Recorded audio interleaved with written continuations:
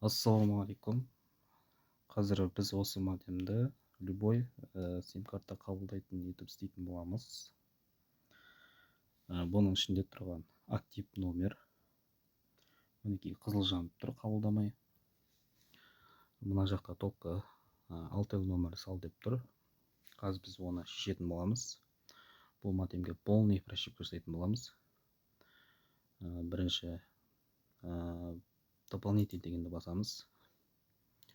Бұл жерде обновление деген кіреміз. Локальный обновление дегенді басамыз. Мына жерде файл таңдайтын боламыз.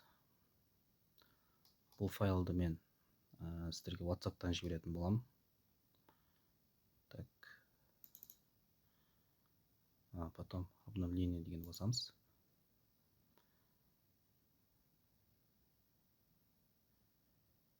Так, дейді.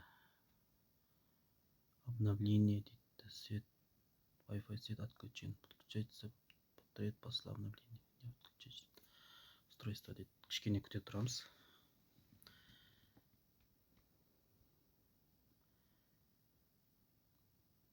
Так, обновление жасалып жатыр осы кезде. Кетті. Ноутбуктеріңіз болса немесе компьютерлеріңізге Wi-Fi мен қосып, компьютерлерге Wi-Fi қосылмайды, бұл жерде шнүрі бар, сол шнүрі арқылы қосатын боласыздар, кабель арқылы. Мінекей кетті обновление. Кішкене күте тұрамыз.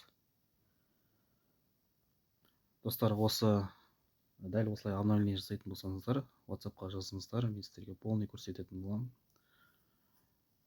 Осындай модемді любой сим-карта салып пайдалана беретін болсыздар.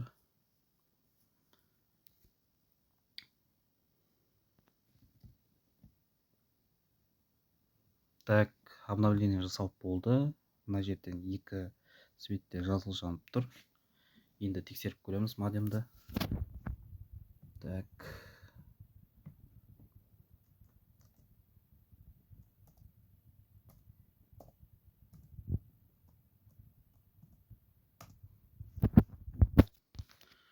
Так, не дейді. Принимаю. Мінекей көріп тұрғаныздай Kcell деген шықты.